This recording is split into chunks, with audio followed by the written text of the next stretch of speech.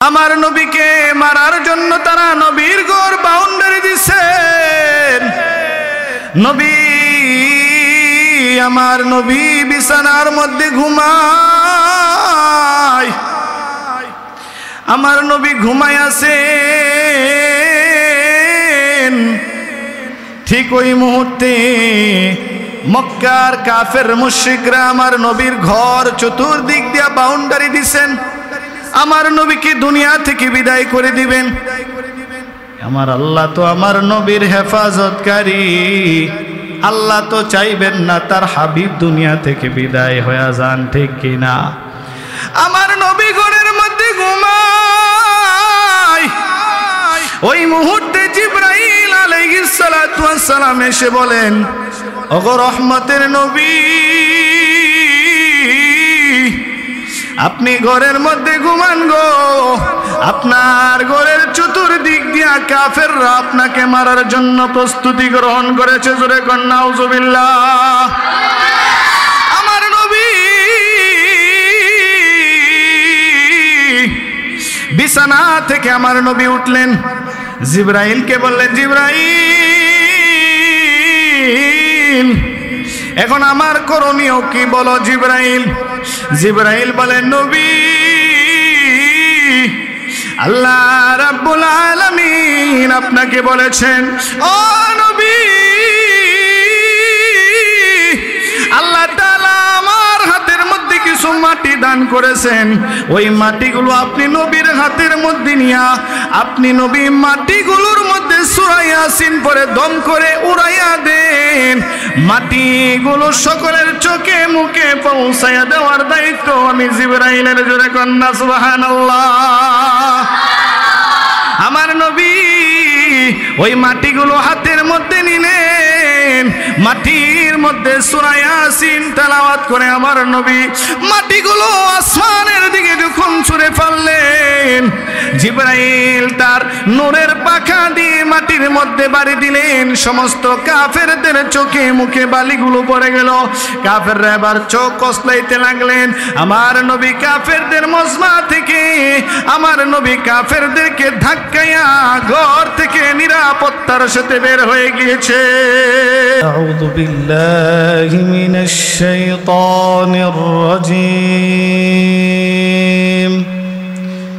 বিসমিল্লাহির রহমানির রহিম।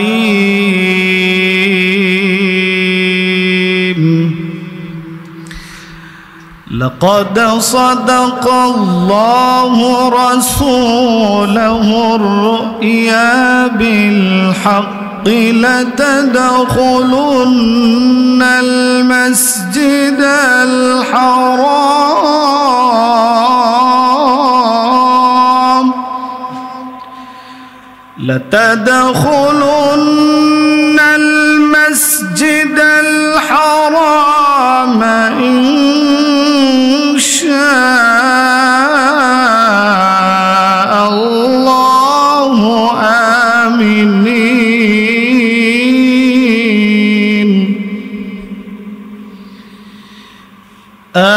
آمنين محلقين رؤوسكم ومقصرين لا تخافون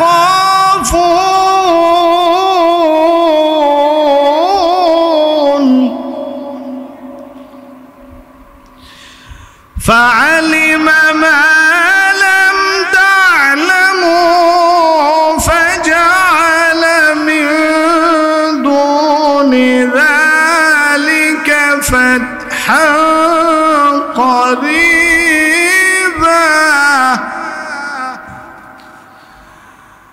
بسم الله الرحمن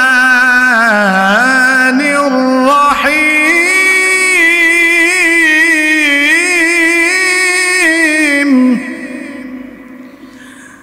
لا إله إلا الله والله أكبر بسم الله الرحمن الرحيم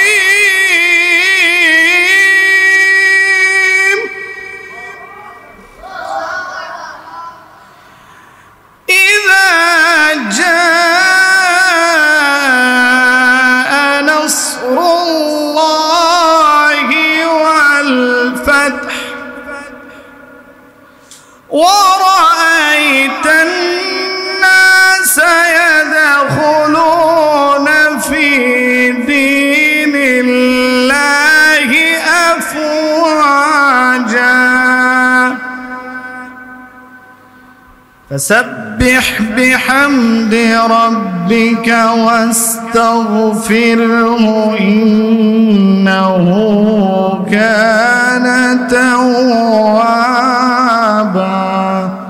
صدق الله مولانا العظيم. وقال النبي صلى الله عليه وآله وسلم خيركم من تعلم القرآن وعلمه أو كما قال النبي عليه الصلاة والسلام.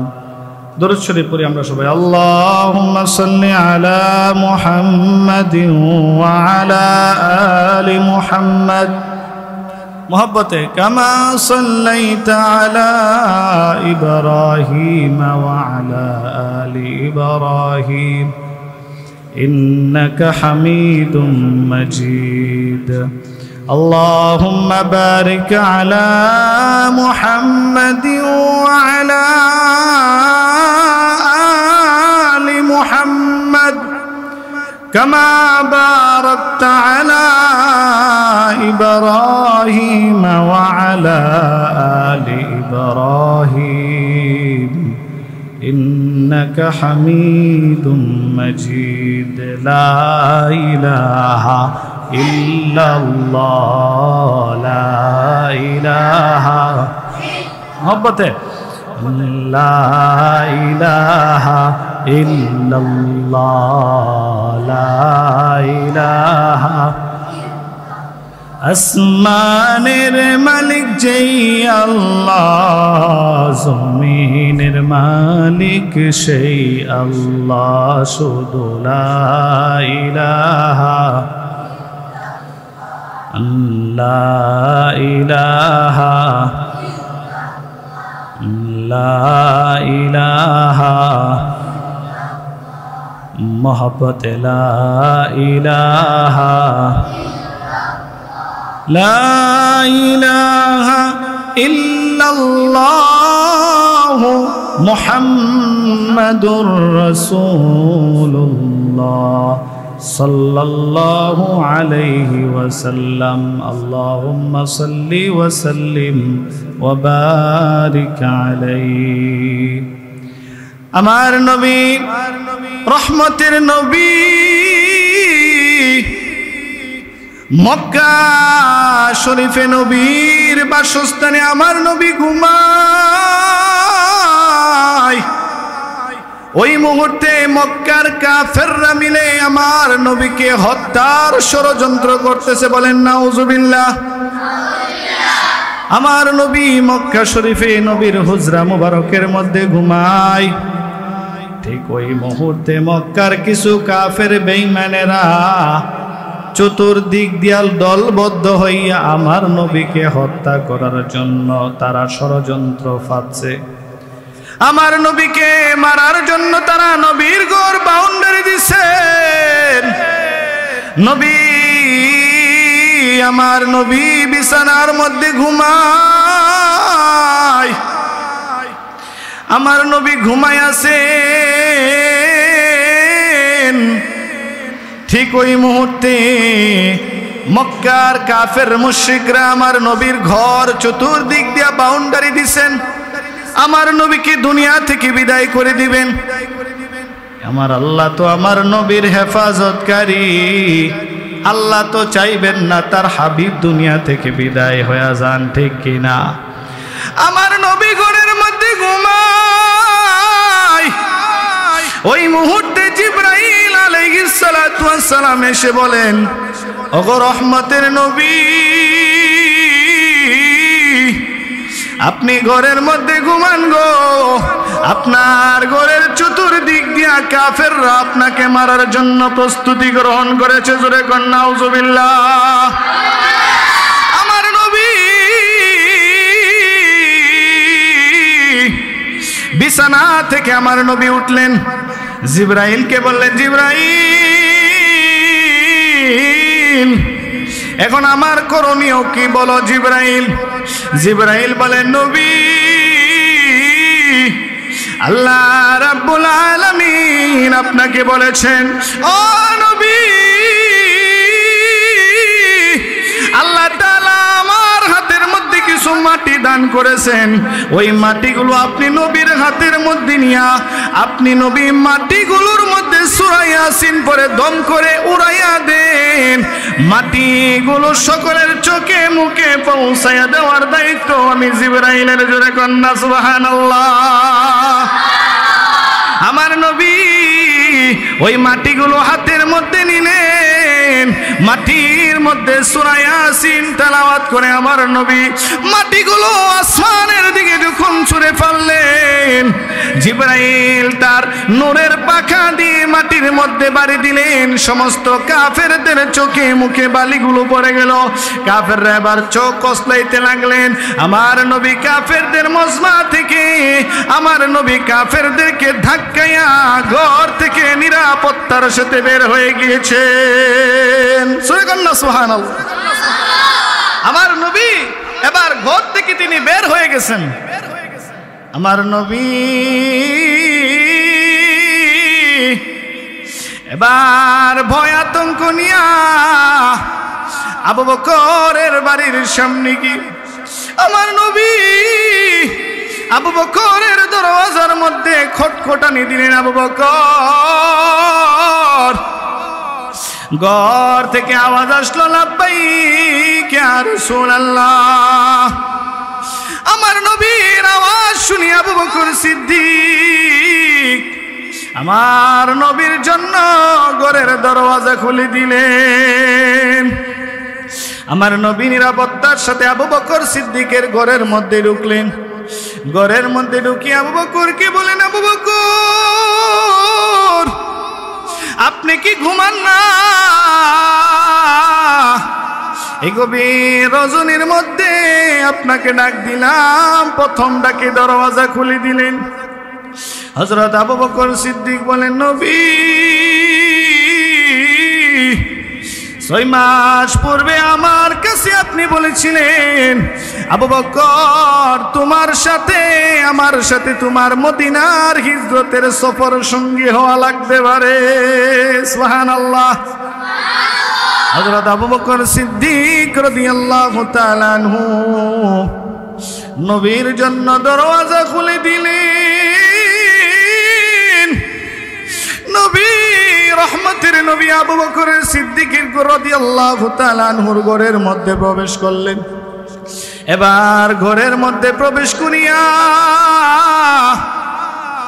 আবু বকর সিদ্দিক রাদিয়াল্লাহু তাআলা আনহু বলেন, নবী,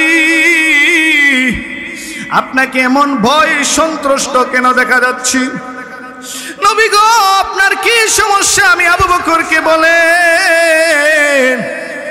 নবী এবার নাক দেখো, আবু বকর, আল্লাহ তাআলা আদেশ করেছেন আমার সঙ্গে তুমি মদিনার সফর সঙ্গী হয়ে যাবে।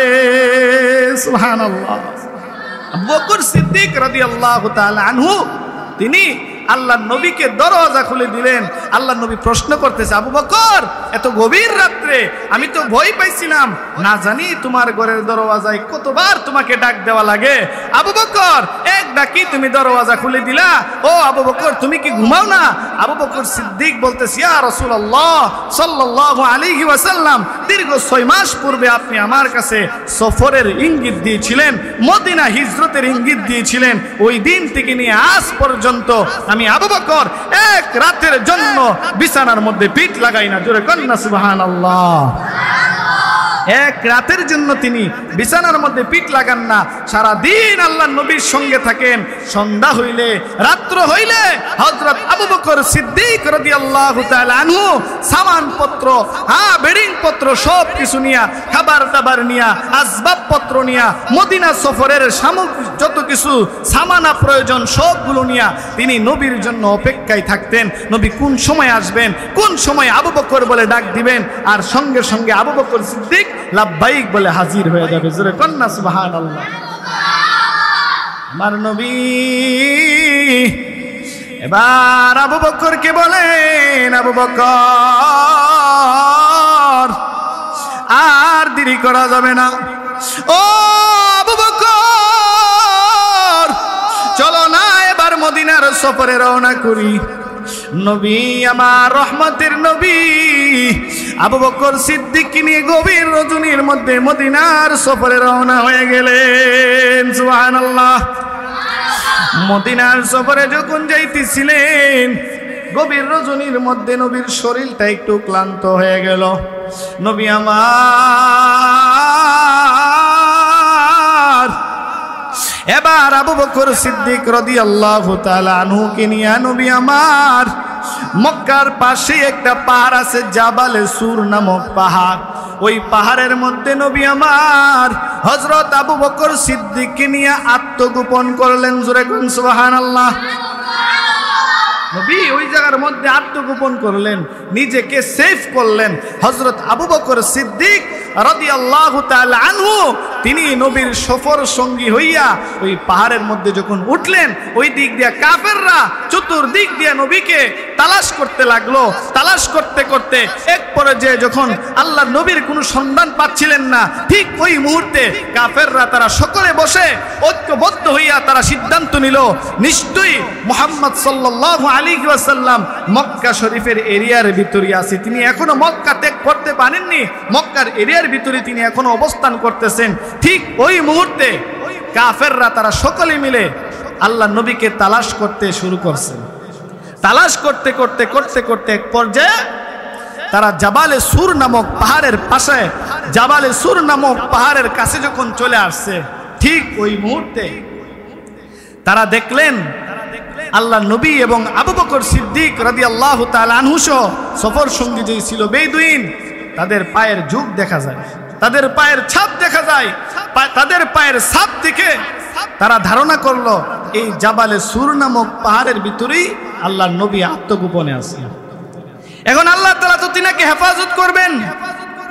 এখন কাফেররা তালাশ করতে করতে করতে করতে এক পর্যায়ে গিয়ে তারা দেখতে পেল সেই জাবালে সুর নামক পাহাড়ের একটা সুড়ঙ্গ পথের গুহার মধ্যে পায়ের যুগ দেখা যায়। তারা ধারণা করলো ওই গুহার ভিতরে আল্লাহর হাবিব সাল্লাল্লাহু আলাইহি ওয়াসাল্লাম আছেন।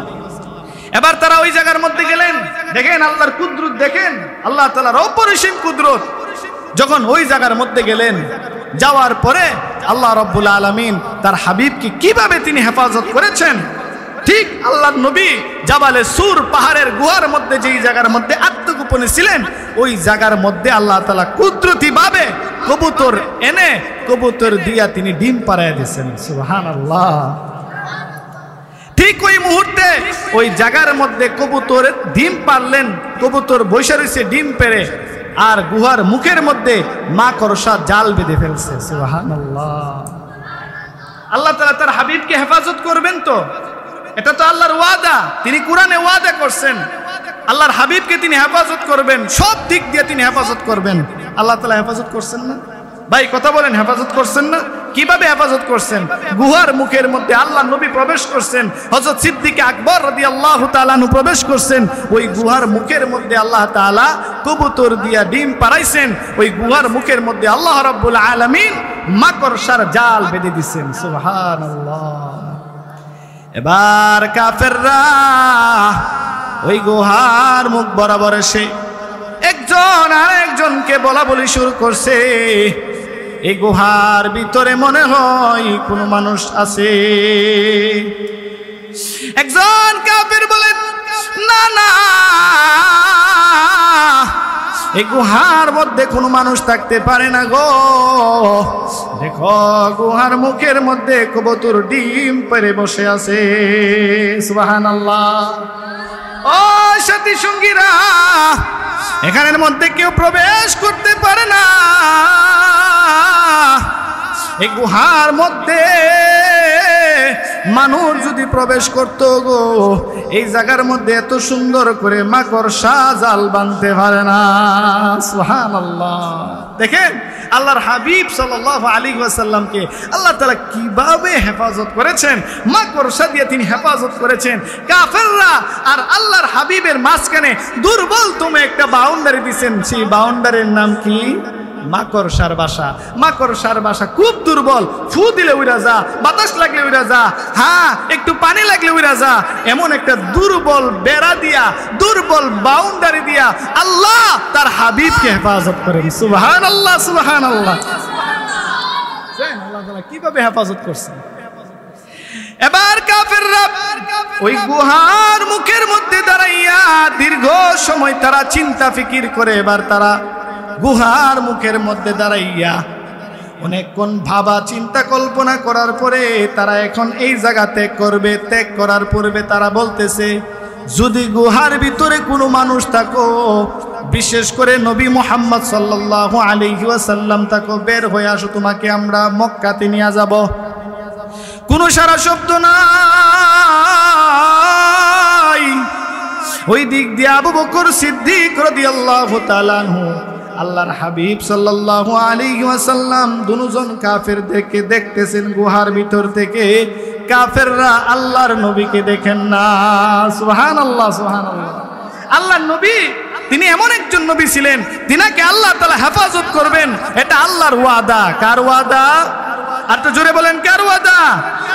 আল্লাহর নবী বসে আছেন কাবা শরীফের পাশে, হযরত সিদ্দিক আকবর রাদিয়াল্লাহু তাআলা আনহু তিনি দাঁড়ায় আছেন, আল্লাহ নবী বসে আছেন। ঠিক ওই মুহূর্তে যখন তাব্বাত ইয়াদা এই সূরাটা নাজিল হইল, সূরাতুল লাহব নাজিল হইল, তখন আবু লাহাবের বউ উম্মে জামিল কোমরের মধ্যে শাড়ির আঁচল বেঁধে, সেই উম্মে জামিল অভিশপ্ত নারী আল্লাহ নবীকে আক্রমণ করার জন্য আল্লাহ নবীকে তালাশ করতেছে। তালাশ করতে করতে বাইতুল্লাহ শরীফ, মক্কা শরীফের বাউন্ডারির ভিতরে প্রবেশ করছে।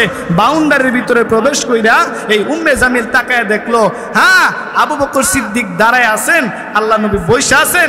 আবু বকর সিদ্দিককে সে দেখতেছে, আল্লাহ নবীকে সে দেখে না। জোরে কন্না সুবহানাল্লাহ। এবার উম্মে জামিল কোমরের মধ্যে শাড়ির আঁচল বেঁধে আবু বকর সিদ্দিক রাদিয়াল্লাহু তাআলা আনহুর কাছে এসে বলে, আবু বকর, ওরে আবু বকর, তোমাকে দেখা যায়, নবী মুহাম্মদকে দেখতে পাইলাম না। যদি নবী মুহাম্মদ সাল্লাল্লাহু আলাইহি ওয়াসাল্লামকে আমি দেখতে পাইতাম, তাহলে আমি তাকে শাস্তি দিতাম। একটু জিকির করেন, লা ইলাহা, জোরে জোরে জোরে জোরে, লা ইলাহা, লা ইলাহা। সেই উম্মে জামিল বলতে শুরু করছে, আবু বকর তোমাকে পাইলাম, নবী মুহাম্মদ সাল্লাল্লাহু আলাইহি ওয়াসাল্লামকে তালাশ কইরও পাইলাম না। যদি আজকে মুহাম্মদকে পাইতাম তো মুহাম্মদের একদিন কি আমার একদিন হইতো। জোরে কন্না নাউজুবিল্লাহ। আল্লাহ তার হাবিবকে হেফাজত করছেন। আপনারা মনোযোগ দিয়ে শুনতেছেন তো ভাই? মনোযোগ দিয়ে শুনতেছেন তো? ইনশাআল্লাহ, ইনশাআল্লাহ দিলের কান লাগায় শুনেন, কথাগুলো রুহের খুরাক হিসাবে আল্লাহ তাআলা যেন কবুল করে। সকলে বলুন আমিন। আল্লাহ তার হাবিবকে হেফাজত করছেন কার থেকে? উম্মে জামিল থেকে। কিভাবে হেফাজত করছেন? উম্মে জামিল তালাশ করতেছেন, আল্লাহর নবী দাঁড়ায় রইছেন, হযরত আবু বকর সিদ্দিককে সে দেখে কিন্তু নবীজিকে দেখে না।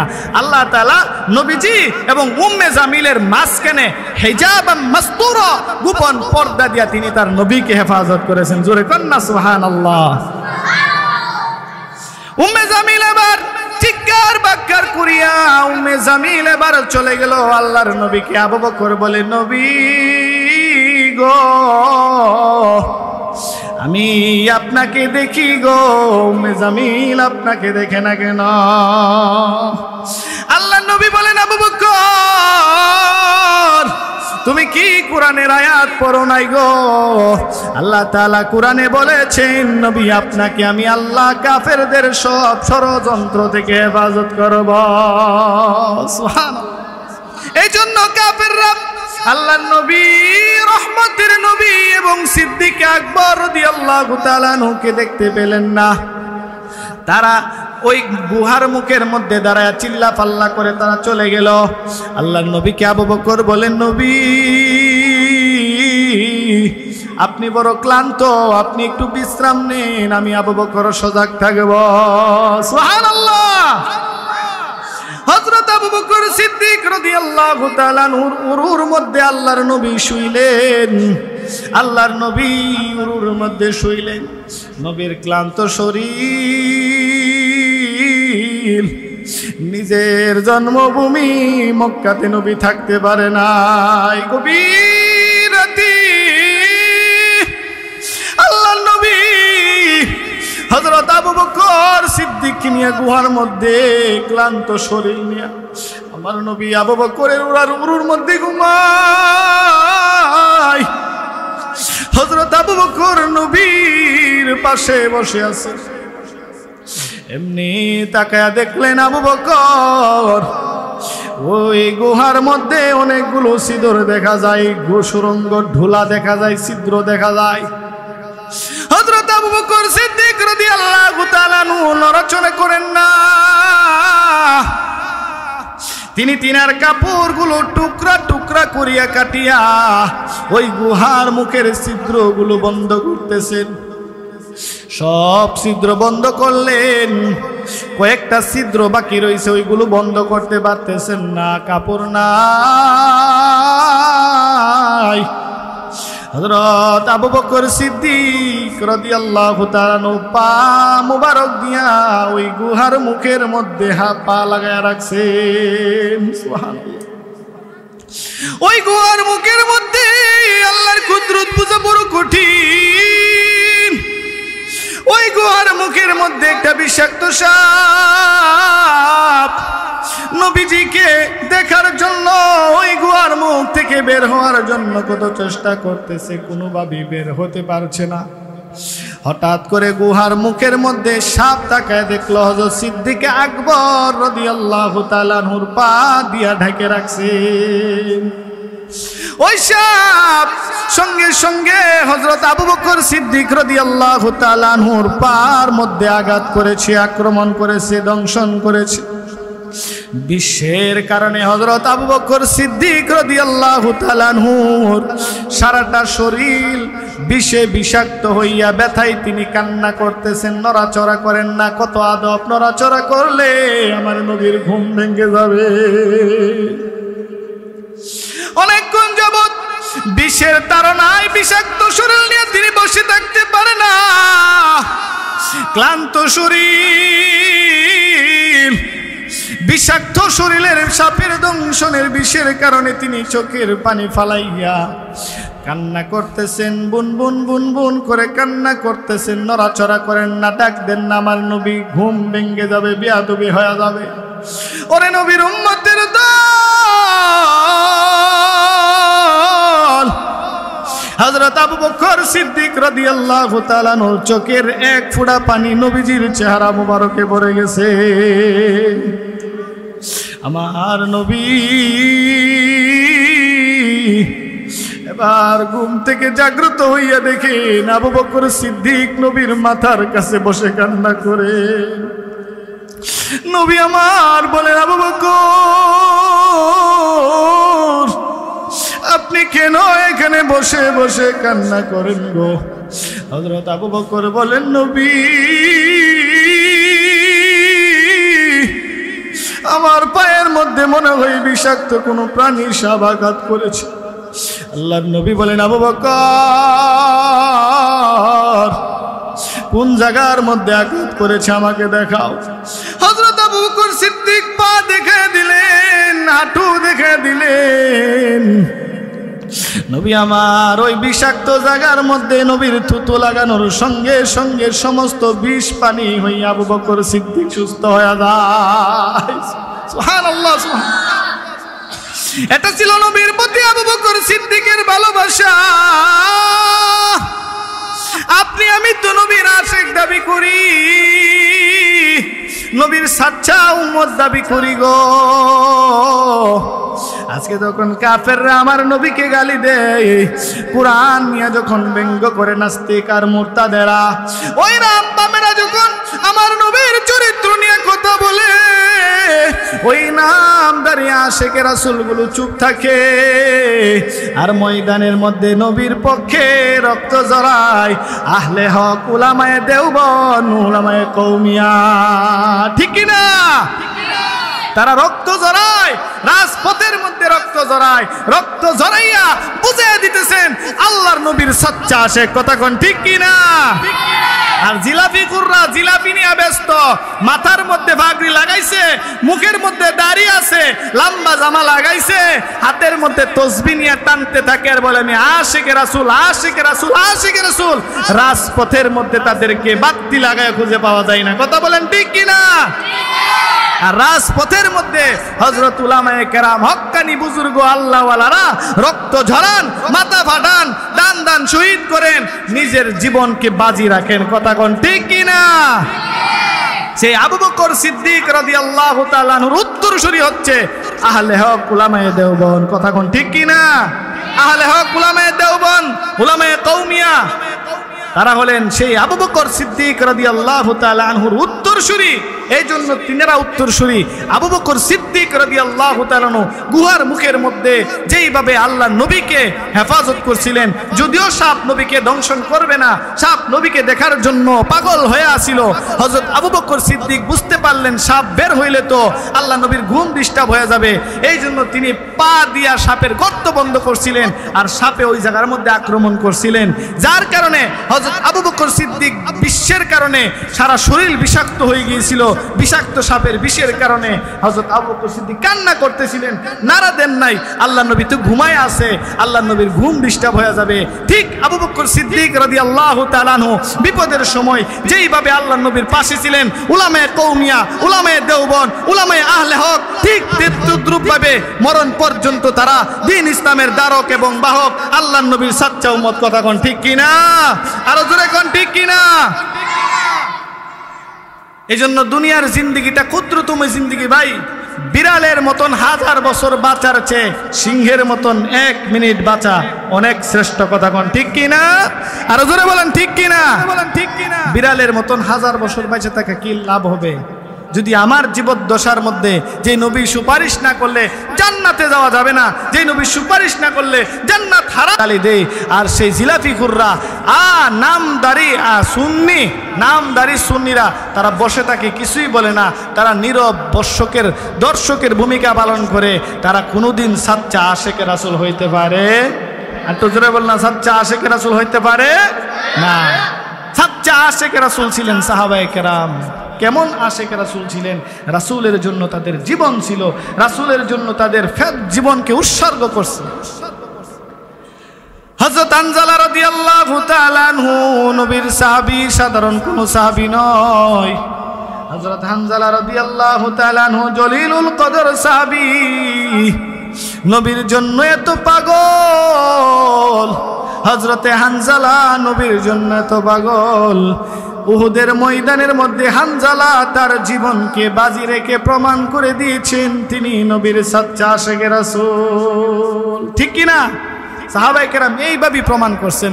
আল্লাহ রাব্বুল আলামিন আমাদেরকে এই কথাগুলোর উপর আমল করার তৌফিক দান করুন।